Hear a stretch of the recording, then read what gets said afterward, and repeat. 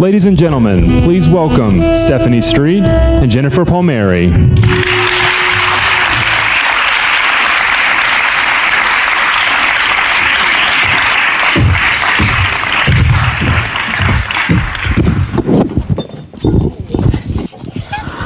Good evening, everybody. Welcome.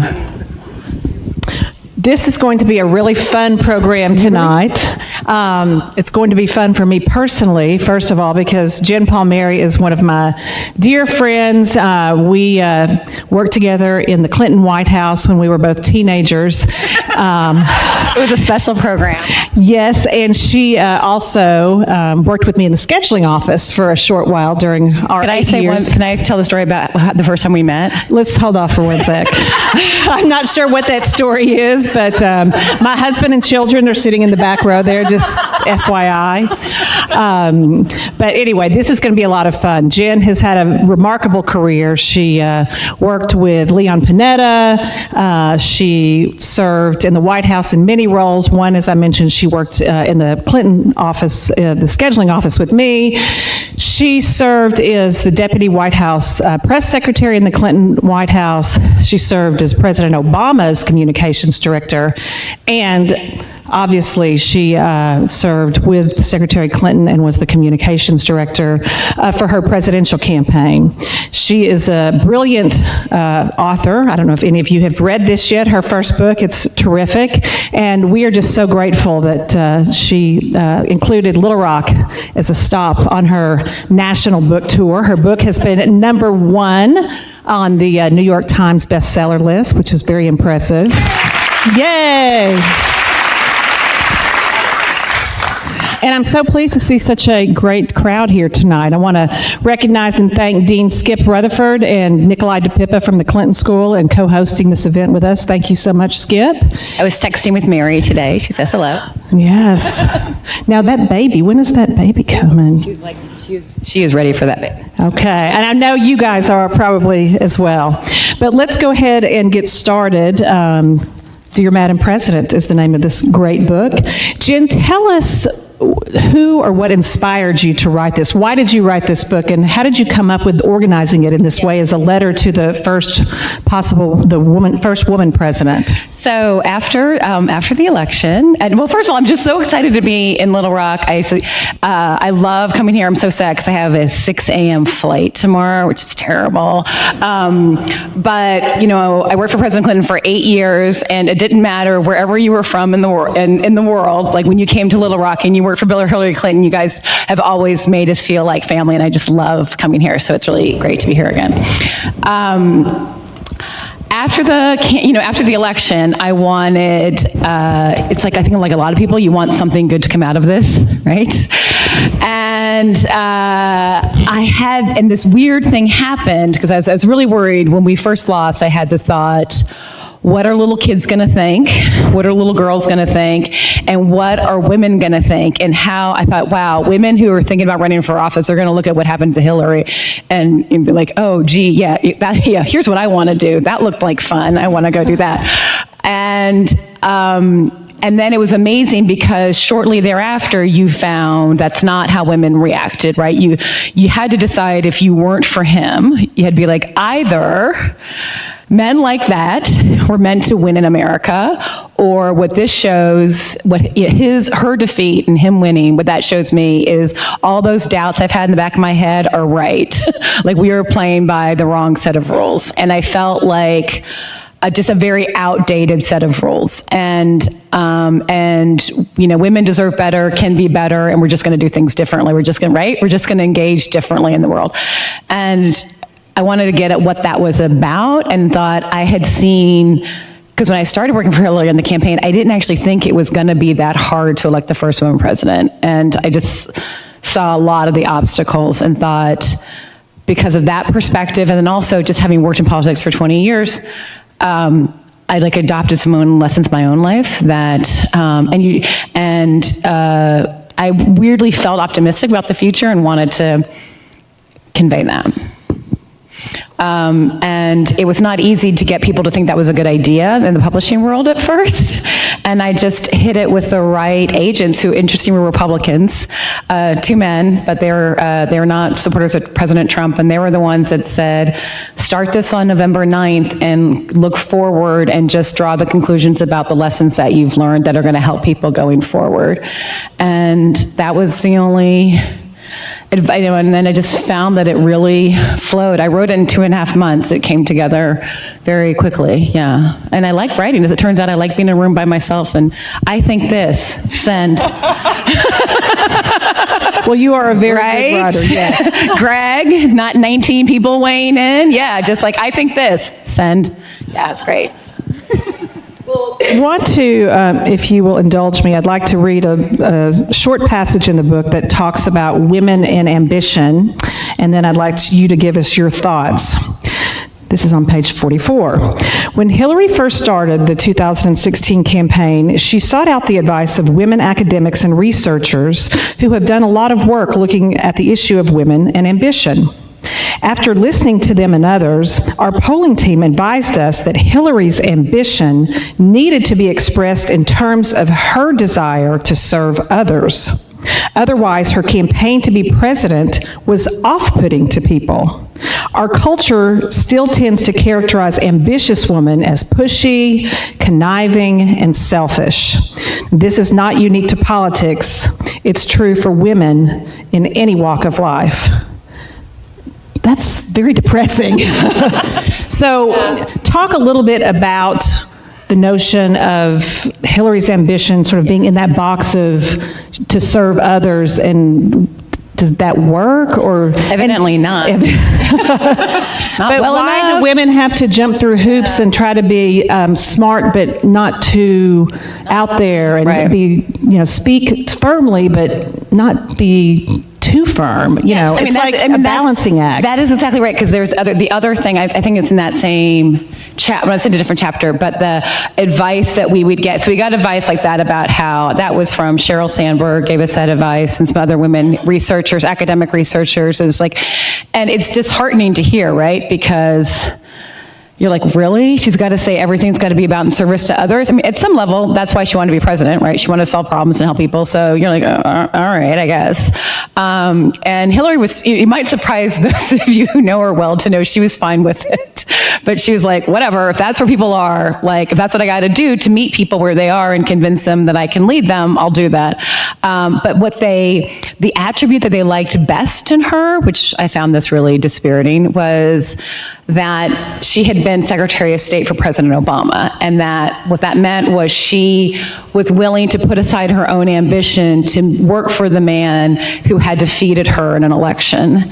And that showed that, like, see, she really is working in service to others. And it wasn't that she did a great job as Secretary of State, it was she seemed to do something that was selfless, which really surprised me, because it's not as if being Secretary of State is some kind of punishment, right? I thought it's a privilege, and I thought it was gracious of President Obama to ask her, right? So, but that is, and everybody liked her concession speech a lot too, and I thought, well, what's that about? Because I bet if I didn't work for her, if I worked for President Obama, I would have thought, wow, that concession speech was so great. Why didn't we see more of that side of her when she ran? And I think what's at the root of that is, when you're running for president, you have to say, I want the most powerful job on the planet. And you have to say, as a woman, like, listen to a woman, listen to me saying this, I want the most powerful job on the planet. I am the best person on the entire planet to have that job. And here are all the reasons why the guy I'm running against is terrible, and I am better than him. Like, that's awful. That just sounds, we still have trouble hearing that from women. And, when she ran in 8, the polling showed that people weren't sure she could be commander-in-chief in the beginning. And then by the time the primary ended, a majority of Americans believed Hillary Clinton could be commander-in-chief. And then when she ran in 16, it wasn't a question at all, right? Like, not an issue at all. So that's progress. I feel like I saw the ambition piece as being the last hurdle, and I didn't think it was that big of a deal in the beginning. And you're like, why are we still struggling with this? But if you look at it from the scope of human history, it's a radical thing for a woman to be in charge. And Hillary's mom, Dorothy Rodham, many of you probably know her, she was born on the day that the Senate gave final passage to the amendment that gave women the right to vote, okay? So it's been less than 100 years. It's still kind of new. And I think Hillary, we ran her, and this could have been a disservice to her. I think maybe it was the only way. We proved that she could do the job just like a man. Right, just like everybody before her. And I think that's what the baby boomer generation did. They had to prove, I can do the job just the same way as he can. Nothing will be different. No allowances will be made. It will be exactly the same. Like, well, that's not good, right? Why is it exactly the same? And that's what I think is sort of ill-fitting, is that we still struggle with that last piece of this, the why does she want that job? Let's talk a little bit about mentors. I know that I had a ton of mentors along the way. I know you and I have had some of the same mentors in the White House for sure, because we weren't really teenagers, but we weren't too far off. Two young women working in a pretty powerful place. Talk about some of your mentors and what kind of role mentors have played in your life. I think we had one that we both have is Evelyn Lieberman. Janice too. She was, as Stephanie said, we all called her Mrs. Lieberman, including President Clinton. Including Mr. Lieberman. She was a former school teacher, but she just commanded that kind of respect, no matter what her job was. And her first job in the White House was, she was Maggie Williams' assistant, right? So she was the personal assistant to the First Lady's chief of staff. And, which is, like a cool job, but it's not a very senior job, but she just commanded respect. And eventually she became the deputy chief of staff of the entire White House. And all of us would seek her out. We called her office the crying room. That's also detailed in the book. After she left the White House, my office became the crying room. And Stephanie's office is a permanent. We were different floors. Stephanie was on the ground floor. I was on the first floor, so there was always a space nearby. But Evelyn, so all of us young women sought her advice, and she would say, like in one sentence, it's the best advice I've ever got in my life. People take their cue from you. And so if you act like you belong in the meeting, people will think you do. If you act like your opinion matters, people will think that it does. And, Stephanie, I watched Stephanie but like, she's joking, but you were like in your mid-20s. 26 when we got there and 34 when we left. Right, me too. We're the same age. Yeah.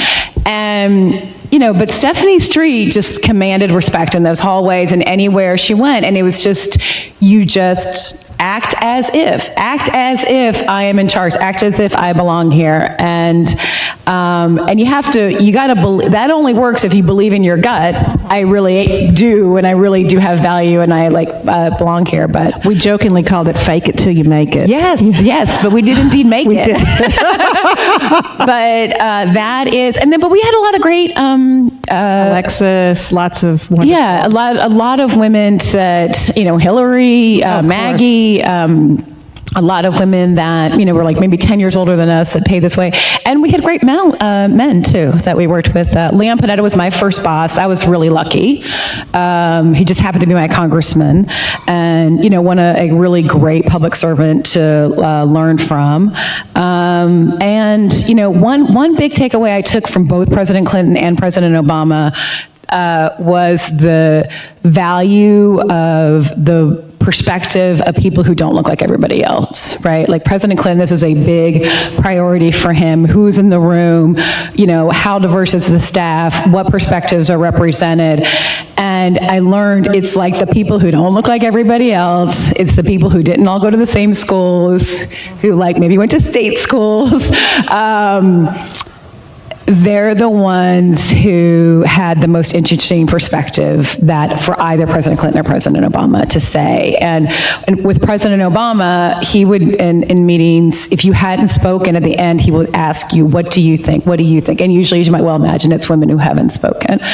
And that is where that's where the discussion got interesting. And it's like, that's what I really want young women to know. You know, it's like, if you're the oldest person in the room or the youngest person in the room, or it's 6 guys and 2 women, I think sometimes women can think, oh, I should hold back.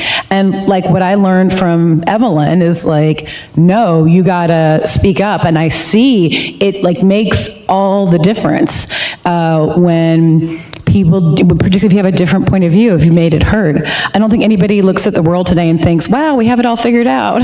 You know, no one thinks that.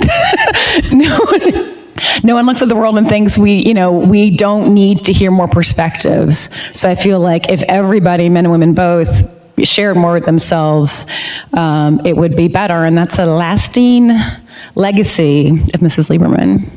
Talk a little bit about Secretary Clinton really as a mentor, not just during the Clinton White House or in the Obama White House as Secretary of State, but throughout that grueling campaign. I always hear from people, and I've experienced as well, she always had time to ask you about your children or your family, or are you okay? Are you getting enough sleep? You don't look like you've had enough to eat. Like, talk a little bit about her and sort of that role that you saw in her and still do. Yeah, it's amazing because we had, when we would travel, we had the little makeshift compartment that was Huma and Hillary and I think the press imagined that, we were up there plotting, and we're up there like looking at In Style magazine and Architectural Digest and talking about shoes and just letting it be a normal space. What did you watch on HGTV when you were having your hair done this morning? And she did, my sister was very sick during the campaign, and Hillary would like weigh in with doctors. Let me check it out. Is it the best doctor she has in Dallas? Are we sure? What's this new facility she's gone to? Do we think it's really going to be the right one? My dad had to have eye surgery, and I was freaking out about it. And she's like, "Give me your phone. What is this? This is a letter from the doctor. It's fine. Tell your father it's going to be fine. Tell your sister to stop worrying." I was like, "Hillary says it's fine." Everyone's like, "Okay, good." And she would get back on the plane after if we had had a day off, and she gets on the plane. She's like, "Oh, I had the best day." And she goes through her day, which sounded terrible. And it's basically like finding medical care for all of her friends and all of her friends, like extended family. And this is her hobby, right? That is like what she setting people up, people who I had no idea that I was like, FYI, Hillary asked me if you guys were getting married. She's like, how does she? I don't know. I know no one's supposed to know, but Hillary Clinton just looked at me and said, "So, do you think so-and-so and so-and-so are getting?" I was like, what? Yeah, she knows everybody's business. And she, so it's just remarkable how she would, that is what, Bill Clinton says, right? You leave Hillary Clinton alone in a month for a place for a month, you come back and it's a better place. And, and it was really hard, that campaign. People say, it doesn't look like you guys are having any fun. It's like, we weren't having any fun. It was terrible. Did you see what it looked like? But we loved everybody, and we loved her, and we knew what we were doing was really important, and we all like stuck together. And there's no family like, Clinton staff family, whether it's like, from his years or that campaign. But it was hard. And so I asked her, like, how do you do this every day? I need to know. Asking for a friend. And she said, I don't get overwhelmed by the enormity of whatever is in front of me. I get up, I do the best I can do that day with what's in front of me that day, and then I get up and I do it again. You're like, sounds simple. Yeah, sounds simple. And in the end, that's all anybody can do. When you have these jobs that are inhumane in terms of the demands, you have to understand all anyone can do is that. And it really made it easier for me to get through it. Another, I'm not going to read this passage, but I was just looking over it, where you talk a little bit about the nod. Can you talk about that and what that means? Why don't you want to read it? Well, no, there's so much. I'm afraid I will start crying. But talk about the nod, and then we'll segue into women crying in the workplace and your thoughts on that. So tell us what the nod is. The nod, what I relay is Huma coming in to talk to me on election night to get like an update. And so I explain, like, here's where we are. These are the states we still need to win. And, it was like looking pretty bad at that point. And she's like, what are you saying to me? And I said, I'm saying, this is what Stephanie couldn't read. I think there's a very good chance that Donald Trump is going to be the next president of the United States. And she just goes,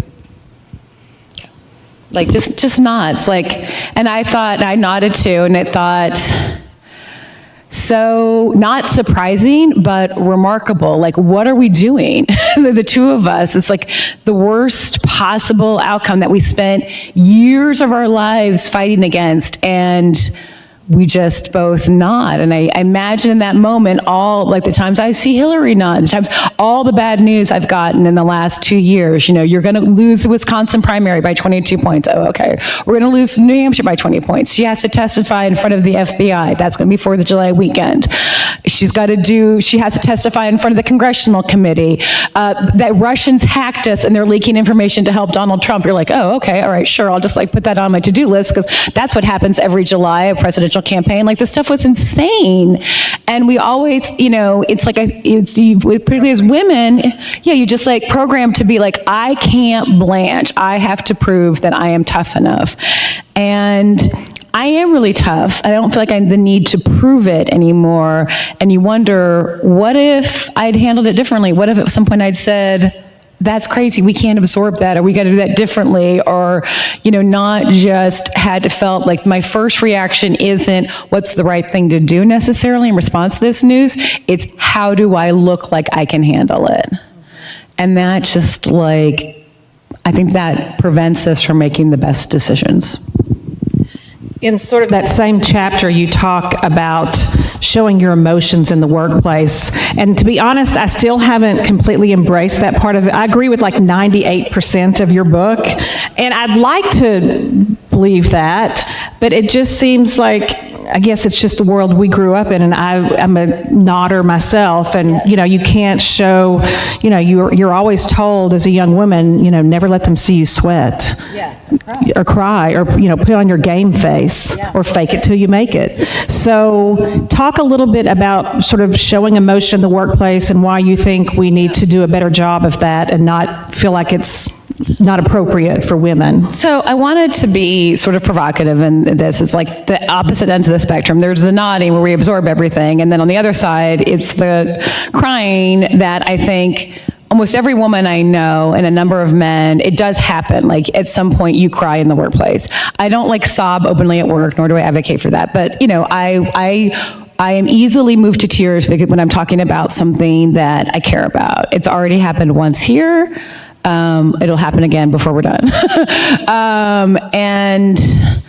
And then sometimes women, like, this is why we had crying rooms, because it's just, you're just so frustrated and it's so hard and you just need to let it out. And what concerns me about the stigma it has is that I think at the root of it is a sense that being a woman is something you have to overcome to show you belong here. That's, like, I've thought really hard about, like, what is it? And I remember I was talking to this one woman who's an anchor now, and she covered President Obama, and she talked about how one time the press secretary then made her cry. And she's like, I felt like I'd been exposed. It's such a telling thing, right? It's like, now they see I don't actually belong here. They see I'm not actually tough enough. And it's like, it's a test we put ourselves through to show whether or not we really fit in. And, people talk about, some of my colleagues would say, some of my female colleagues would, like, complain during Clinton, during Obama, like, all the time, oh, it's a man's world. And I would really bristle at that, because I think I'm doing great. Like, I feel like really supported by men and women both. I have a great career. I've been really fortunate. I don't feel like it's a man's world, and I think there are still vestiges of that. It's like, no, Jennifer, you're just doing well in a man's world, but there's still these vestiges because, we spent centuries making the workplace was created originally by men, and it's been around for centuries, and some of these things still linger, and I think they probably hold men and women back, so I want to challenge the thinking that's underneath that. So one of the most poignant sentences in the book, in my opinion, is this one. and you say, frankly, I am surprised to find myself advising you and other women on how we can reach equality with men. I spent most of my life thinking we were already there. Yeah, I did. Did you? Kind of, yeah. I mean, again, Right? same Jennifer. I mean, You we guys, owe. like, I did. I think, owe so much to the women before us. I mean, I did work on the Yes. Hill in the 80s, and, but I was very young, my first real job. But like you said, in the Clinton White House, in here at the Clinton Foundation, I don't feel like, I need to be quiet and let somebody else speak. Or, I felt I could just be myself. I didn't feel like I had to put on airs necessarily. I mean, clearly you always want to be well informed, and sometimes maybe you haven't done all your homework and you kind of, put a little air on there. But I'm kind of like you. I thought that the women had already paid the price. I thought that was Hillary's But generation. now it doesn't, I'm looking at things, it seems, with a different lens. I really do. It's I really thought that. That's why I would bristle when people would talk about being a man's world, because I was offended by that. I was like, you're saying I'm immaterial, or I don't matter, or I don't fit in, and I feel like I do. And then, and I thought it was like all Hillary's generation. I was like, we owe them a debt of gratitude. Now we get to do whatever we want. And the way I look at it now is that, I've always thought I could do a job the same way a man, or just as well as a man, but now you're like, well, I don't want to. I want to do it the way I want to do it. And I had people during President Obama, some of my female colleagues would say, why did you stay so late last night? Like, a guy wouldn't do that. It's like, okay, well, I don't want to do it like a guy. Like, it was important to me to do the job well, and I wanted to do it well, and so I stayed late. And I don't think also following just the way that we've traditionally thought of, we used to, our beloved male colleagues that we referred to as the white boys. That they, what? I don't remember there was a worse name for them. These are the guys that didn't have a lot of responsibility, and they just got to pontificate about what they were going to do. Advisors. They were advisors, and we're like, well, when do we get to be that? And we're just sort of built differently. But Skip knows who we're talking about. yeah, Giving me the look. Yeah. But what his win revealed to me was that that men like him still exist in the world, that there are still these obstacles that women have to overcome, and that we still try to fit into roles that have traditionally been held by men. I feel like that's what happened to Hillary. That's what we did to her. We actually set out to prove it didn't matter that she was a woman.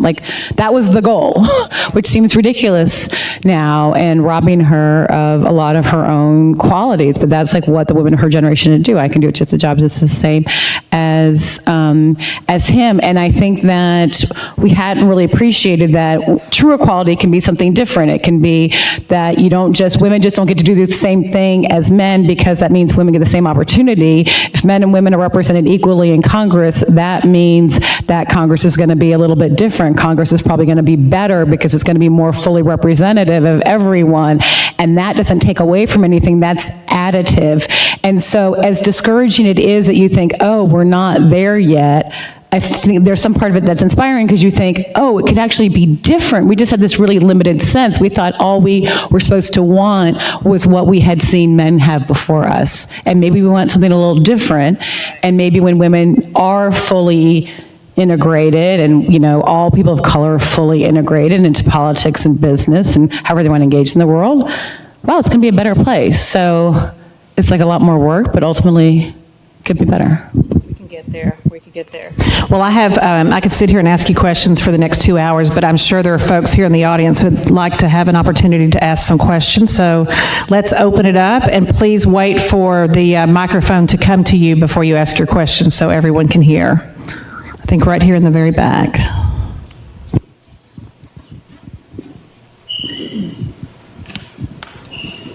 Jennifer.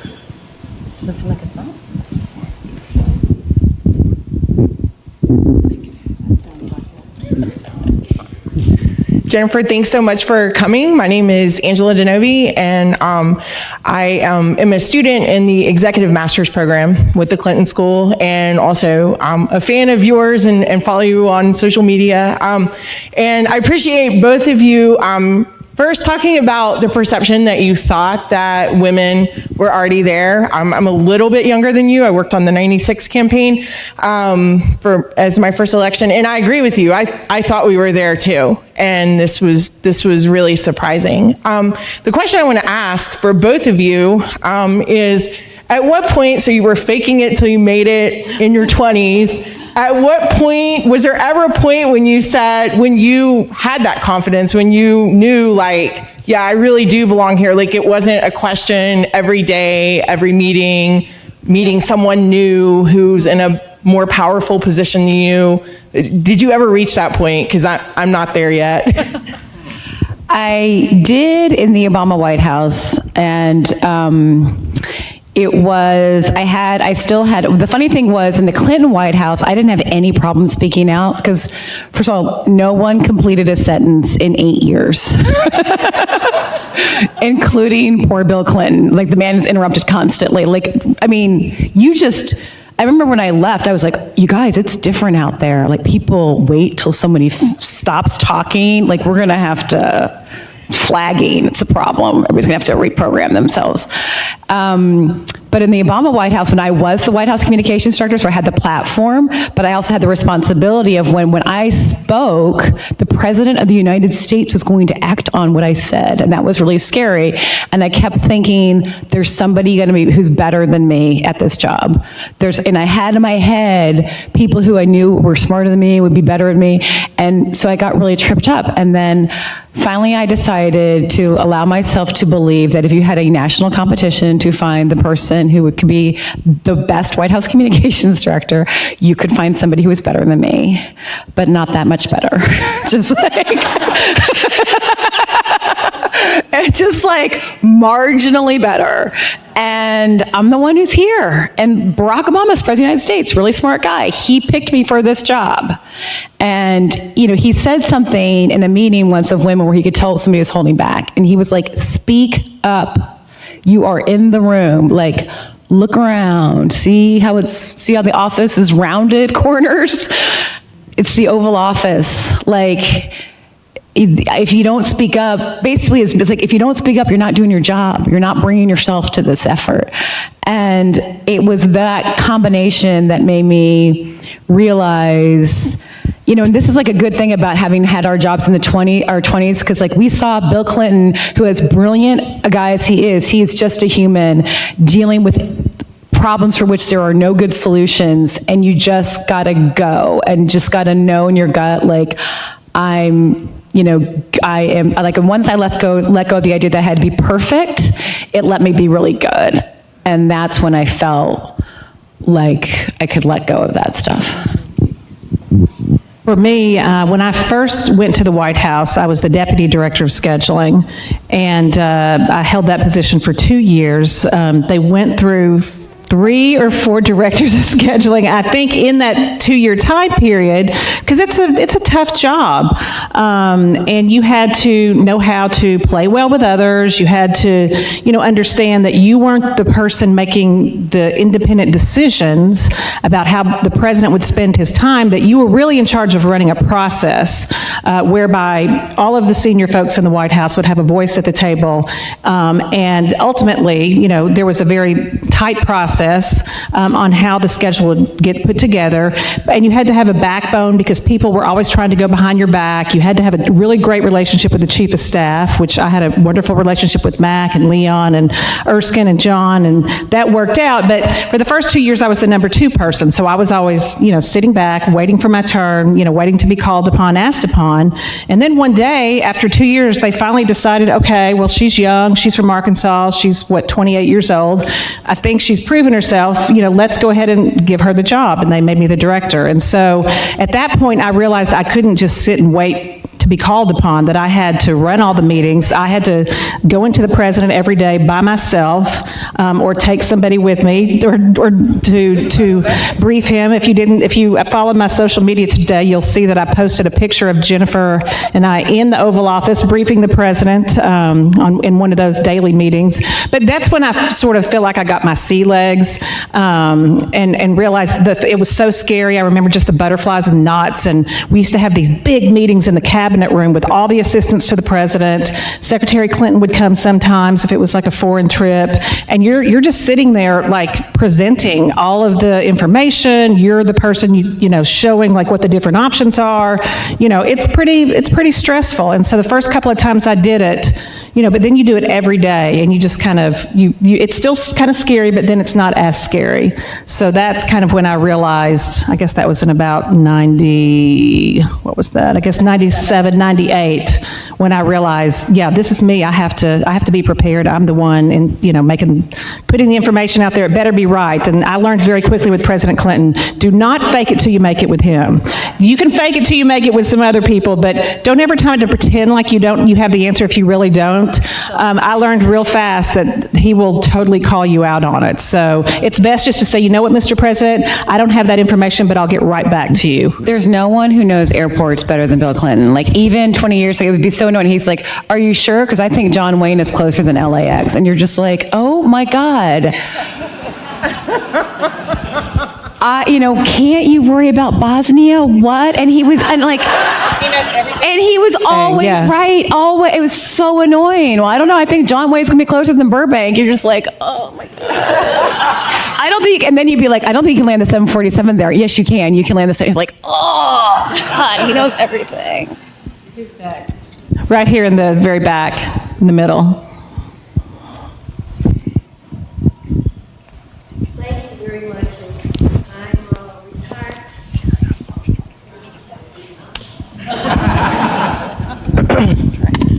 Thank you. Thank you very much I haven't read your book, but I will try and read it. I can't promise you, I don't want to lie. But I'm very interested in the topic. I'm a retired law professor from UALR, and I taught mainly around race, but I did a lot of gender things as well. And one of the things that I was surprised at, and I guess maybe, and you might have said it, is that you all were surprised. I'm sitting there thinking, what? They were surprised that sexism is alive and well, and chauvinism, even though I know Stephanie very accomplished. The one question I have, though, is I've heard a lot of things like what you've been talking about, what your book is about, and I do want to read it. But I have not yet heard, and I'm not saying for you to give it now, but I wonder, is there in the hopper a critique of what also may have been the issues with the campaign outside of the gender issue? Because what I teach my students is we can always look out there and say race or gender or immigrant status, and many times that's right. But what else? And I wonder if that's in the work somewhere. I mean, all of us probably have some critique, right? I'm talking about a real study critique that people like yourself who are involved in it can look at the process and say, aside from the gender and all of that, these are the things that in our campaign we could probably have done differently and might have helped lead to a different result. So I think that, and I don't conclude, by the way, that she lost because she's a woman. I think that, I felt like I wanted to contribute what I could contribute after this election, and I felt like what I had the best, that this is what I had the best perspective on. And in terms of, and like all I could do is write from my own perspective. Like I'm not an academic. Like I don't, it's just like, this is what I lived. See what you think. I do have a chapter in there at the end about America in the 2016 campaign. And there's like lots of people have written, there's been books that have been written about the campaign from reporters that are like, they should have done this, they should have done that, like tactically, right? Like, why didn't you go to Wisconsin more, and I don't feel that there's a ton of value in, and I don't do the mechanics of campaigns in terms of like get out the vote and polling and that kind of work. I'm not sure that there's a lot for America to necessarily learn from it, but I'll tell you what it did feel like is the campaign was a reckoning of frustrations that had been roiling under the surface for decades and sometimes hundreds of years. And we saw it. President Clinton, Hillary, they saw it. They saw it early. And, they both said, we've never seen anything like this before in American politics. And when those two tell you that, it's very sobering. And we're not sure that we can reach these people who are so disaffected, so discouraged. And we couldn't. It's not like we didn't. We tried to talk to them. We tried to listen to them. And it was way too late. And what I feel like fundamentally is that the real root of this is that this country was founded on this amazing principle that all people were created equal, and we franchised a very small number of people with that concept. People who are white, male, and owned land. And we disenfranchised a far larger number. And that bill is coming due. I mean, that's like fundamentally, like that is what it's, I saw it, people think about this because we're the side that lost. People think about this as it is people who supported President Trump. It's voters who are white and from these particularly distressed pockets that, some of whom voted for President Obama because they wanted change and then voted for Trump because they were disappointed they didn't get the change that they wanted. But I saw it everywhere. I saw it with the Black Lives Matter protesters whose parents had been civil rights advocates who focused on voting, but their kids want slavery dealt with because the country was founded with that at its core, even though it supposedly is on this principle of everyone being created equal. And, I saw it with women. I saw it with dreamers. I saw with the coal miner that Hillary met in Kentucky that couldn't support his family anymore, who, America promised him a certain kind of life and it didn't materialize. Like, that is, so what I find inspiring about that is I look at the way, this is so much work, and I think this presidency is doing real damage, and it's going to take a long, long time to come out of it. But I see the way people reacting at the grassroots level across the board from all demographics, the way the Parkland kids reacted, and I feel like, okay, this is going to be the generation that makes that great principle apply across the board. And so I feel like that's a lesson. That's what I believe, and I think that's something that that's a useful thing to take away from this election. Here. Thanks, Bob. Jennifer, hi. Welcome back to Little Rock. It's great to have you here. My name is John Banger, and I'm one of the volunteers here. And it's really an incredible honor to be a volunteer and to have the opportunity to talk about our 42nd president and also to hear the wonderful stories that we hear from people from around the country and from around the world.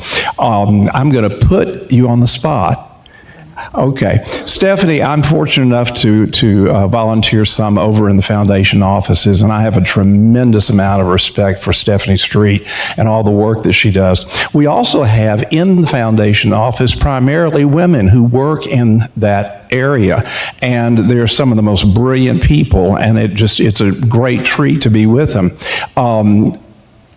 My spouse didn't want to come this evening to this event because he was afraid that he was going to really get discouraged again, because we've all gone through our, emotional ups and downs over this election. So I thought, I'm going to ask a question that might hopefully be a little bit more humorous.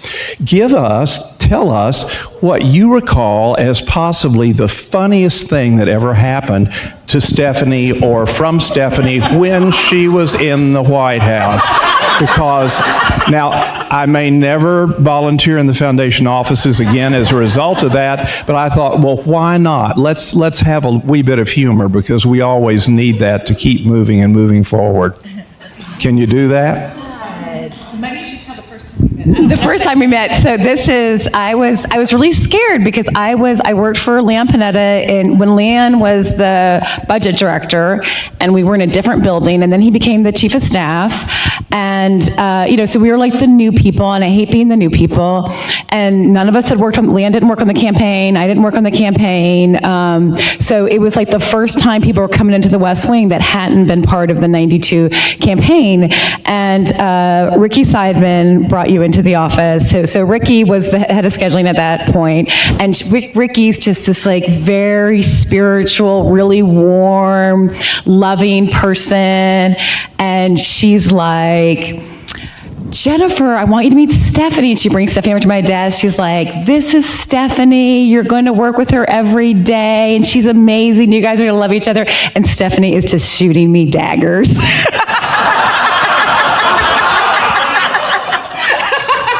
Stephanie's like, and it's just like it's like the nod, the Stephanie smile. I was like, this is gonna be terrible. And it took like a week, but at that point it was like we were good, and like you saw, like I was like, oh, she's like normal and nice, and we like were together great, and I became her deputy. But then she did admit later, I hate new people. I just probably, like to make sure that everyone has the right motivations. It was so good, because you could just see what Ricky was trying to do. Ricky's like, this is Stephanie, you're going to love her. And then Stephanie's just like, I was like, oh man, here we go. But actually, I have to say, the funny thing about going to the West Wing because I was in the EEOB, which is like the big office building at the White House complex, and worked at the budget office, and it was, people who had been working there for decades as part of OMB, and it's like the best of the best, the creme de la creme of the federal government, these like really smart, very serious people. Yes, yeah. Adrienne Erbach was one of them. She's really, she's still super smart people, but very serious. And then I was like really intimidated. And then the funny thing is you get to the West Wing, which I thought would be even more intimidating, but it was more like it's sort of the camaraderie that you have on Capitol Hill, that it felt very familiar to me. And and it was like I got welcomed in and feeling home in Little Rock, and it all worked out great. But that first day was a question as to whether or not I was going to make it with Stephanie Street. And I was and trust me, I was informed that you need to be friends with Stephanie Street in order to survive here. So luckily for me, it worked out.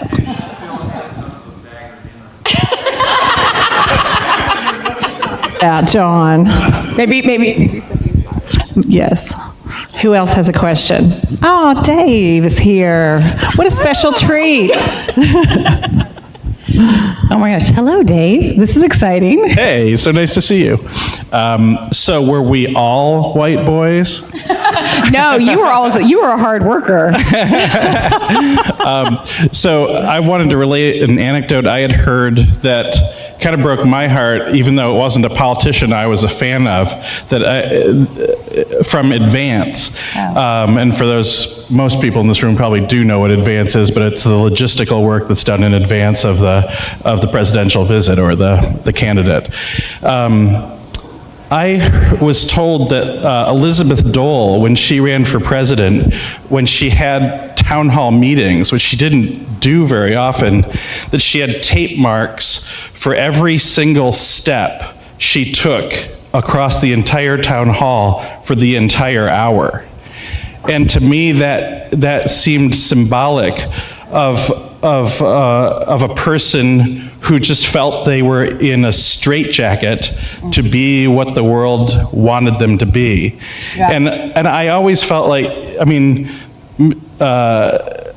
Hillary Clinton was not that, but I felt like she had, it always seemed like there were elements of that hemmed her in, that were not of her own making or her own fault. Okay. So anyway, it's more an observation. So I have, I've thought a lot, because people say this, about women politicians or women leaders, or that they, they're hard to work for, or they're demanding, or they're hard on staff, or they have to have things regimented like you described. And what I think is at the root of that is a sense that women have that they have to be perfect. Mm-hmm. I mean, I used to help Elizabeth Edwards on the Edwards campaign, and then just as a friend, and I worked for Hillary, and just in the times that I would do work for Mrs. Obama, it was no one ever said to me, you got to step it up a notch because you are helping women here. But I felt it, because I felt the pressure. You could just feel the pressure that they felt, that they had to be 100% perfect. And I would literally put more effort into briefings that I did for Mrs. Obama than I did for President Obama, because I knew you could just sense that pressure, and I felt it for Elizabeth in the preparation that they put, and I felt it for Elizabeth when she was a candidate's wife, and then when she was just doing public speaking, and I certainly felt it for Hillary. And I think, maybe that's something we put on ourselves, but I bet if you got Elizabeth Dole in a private moment and asked her, think about it, is that what's at the root of it? I think that's what it's about. Other questions? Yes. Thank you for being here tonight. My name is Christine McCall, and I just wrapped up my first year at the Clinton School.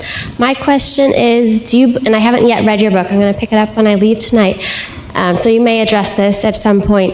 Do you believe in your lifetime that you will see a female president? And if so, who in the current political arena could fill that role and step up? I do, and it's funny because after Hillary lost, the sort of initial reaction from the intelligentsia was oh, that was, well, obviously we're not doing that again. That was, we can't have a woman be the nominee in 2020. And now now you see after all the women, we have record number of women candidates, and now it's well, if it's not a woman, you're going to be stepping on all of your energy. And I think that, Hillary proved it can happen, right? She got more votes. And we did it the hard way. So I think a woman could win as early as 2020. I do certainly think that we will see that in our lifetimes. And there's a number of women on the Democratic side that might do it, and I think it's plausible that it's such a jump ball in 2020. I think it's possible that any one of them could end up being the nominee. I'm thinking of Warren or Kamala Harris. Nobody ever talks about Claire McCaskill. She's in a re-election now. She's really good. Amy Klobuchar. There's a lot of women that.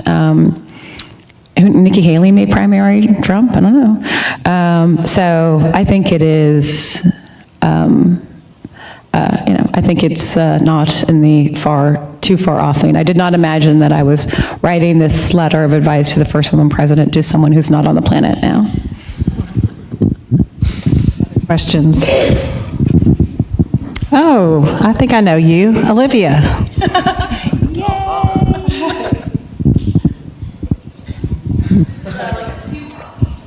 Oh, good. Hi, I'm Olivia. I'm 16. Know. It's really great to meet. That's my mom. I go to Central High School, by the way. Where do you go to school? I'm Caroline. I go to Mount.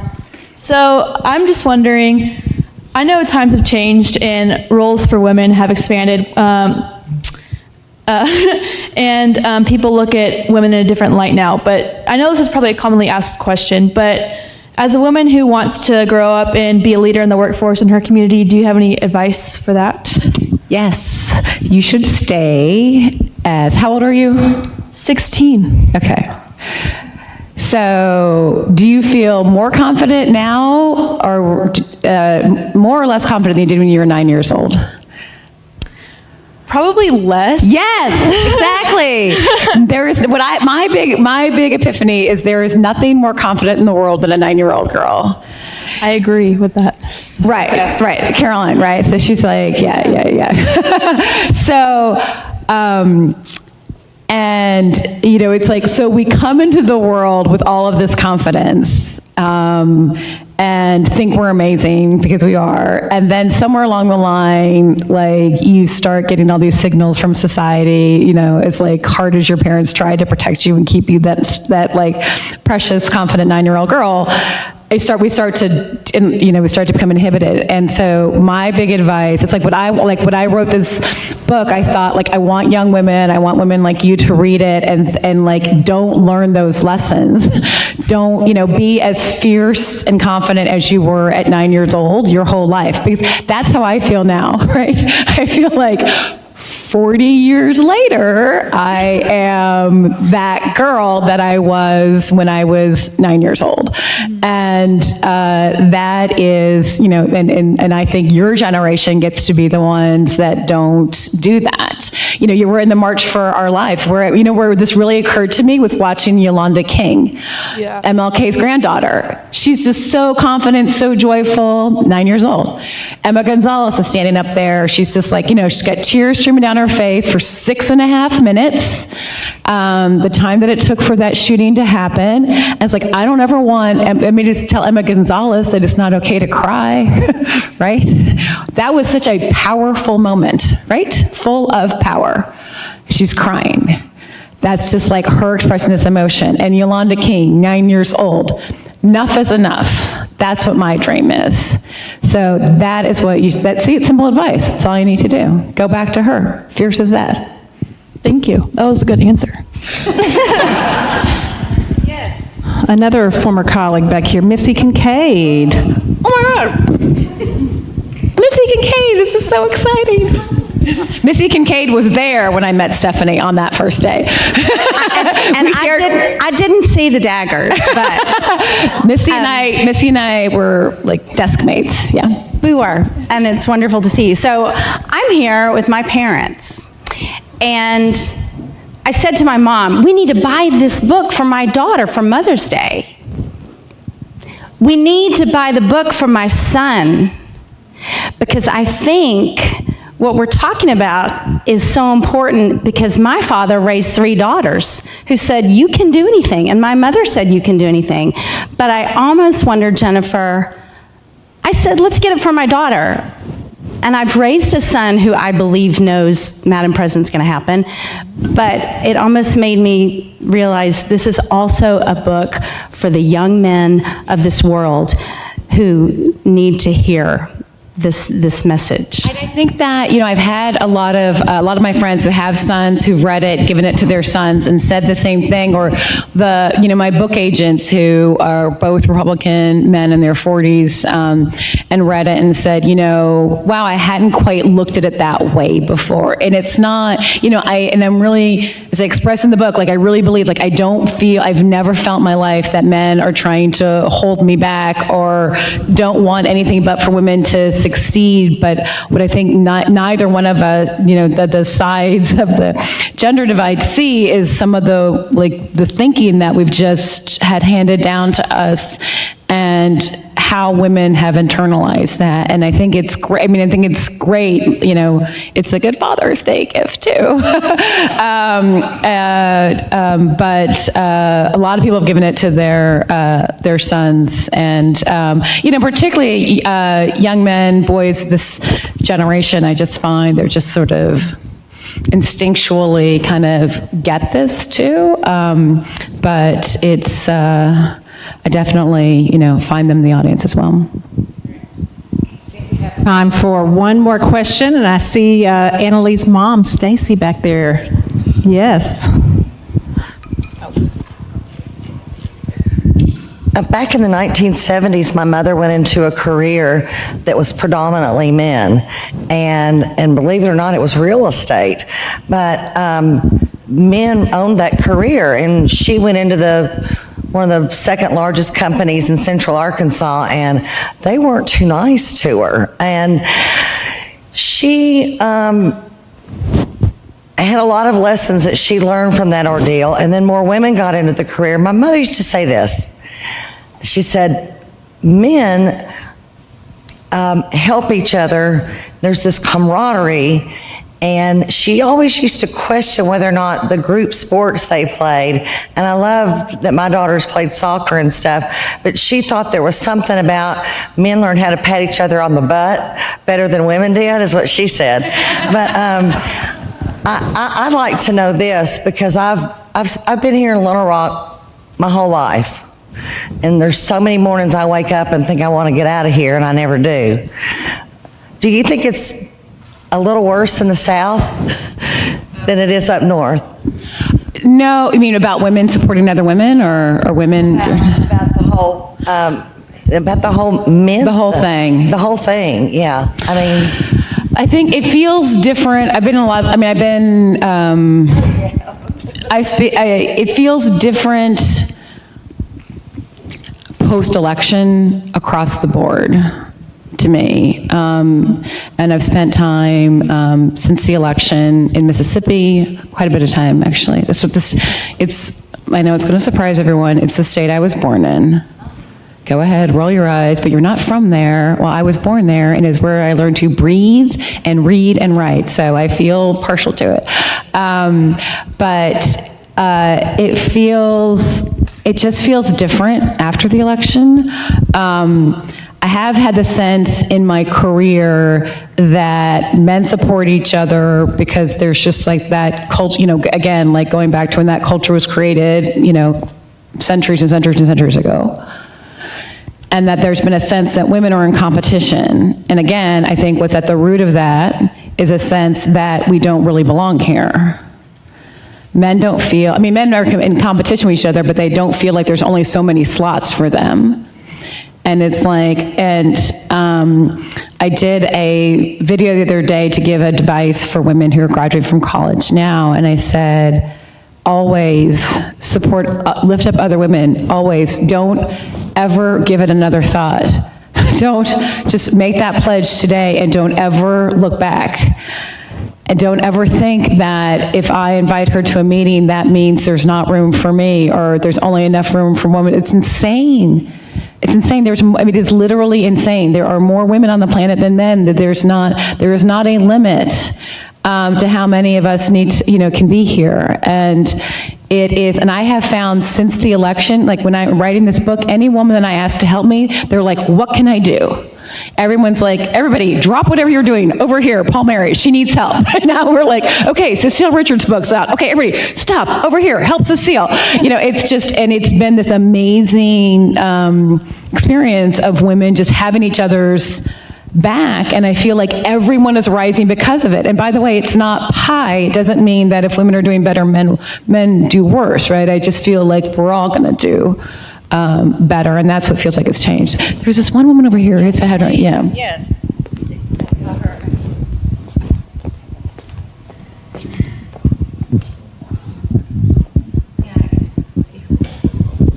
Hello, how are you? I want to say thank you so much for coming. My name is Nora Bouzihay, and I recently graduated from the Clinton School back in 2017, and I'm currently getting my doctorate in education at UA Little Rock.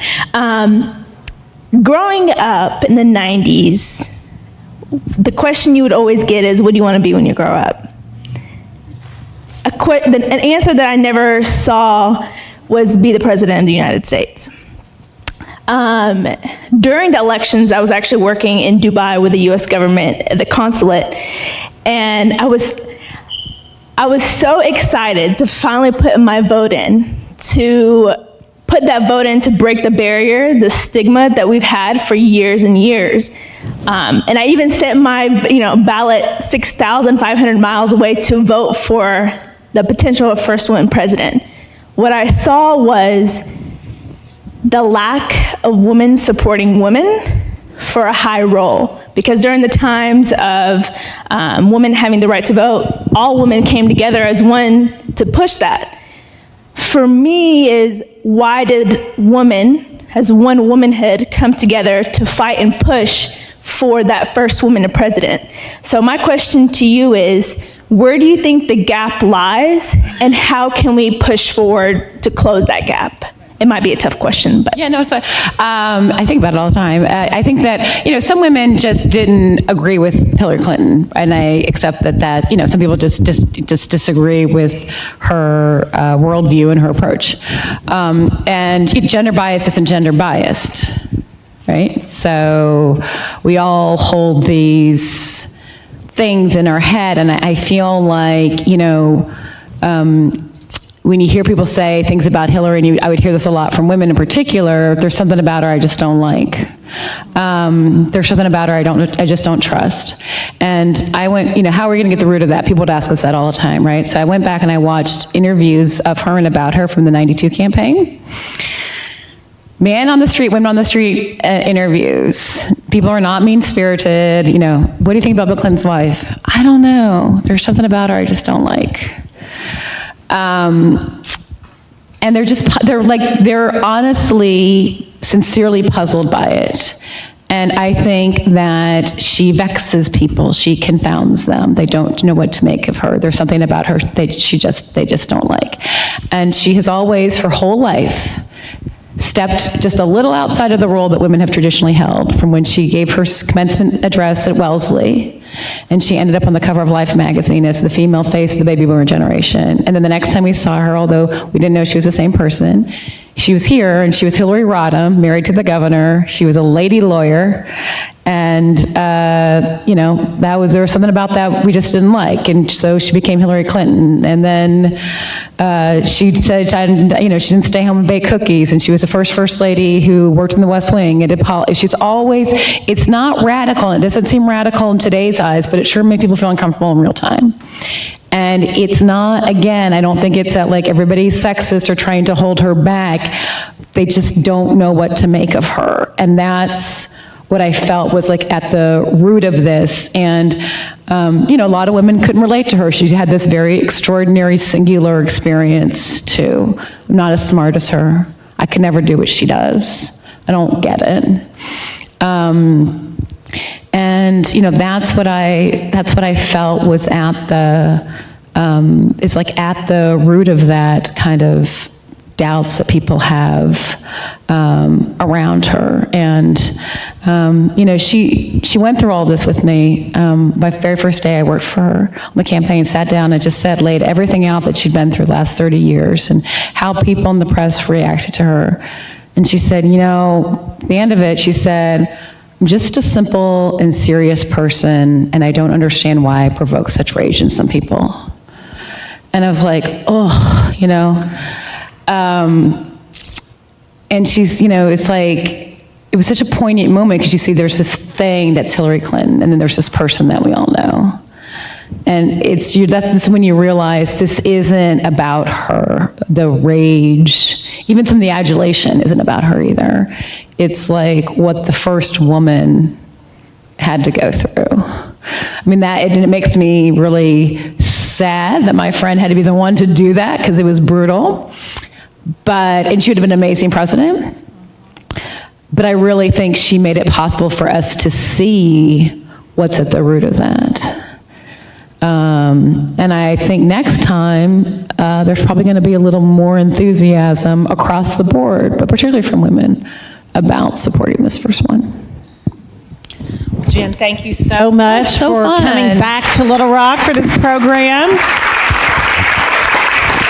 Skip, thank you, and Nikolai for hosting this wonderful program with the Clinton Foundation. Jen is now going to move outside the Great Hall to her signing table, so if you'll let her get out and get set, all of you who purchased books, or if you just want to stop by and say hello to her and meet her, we'd love for you to do that too. Thank you so much for joining us this evening, and once again, thank you, Jen. Thanks, Deb.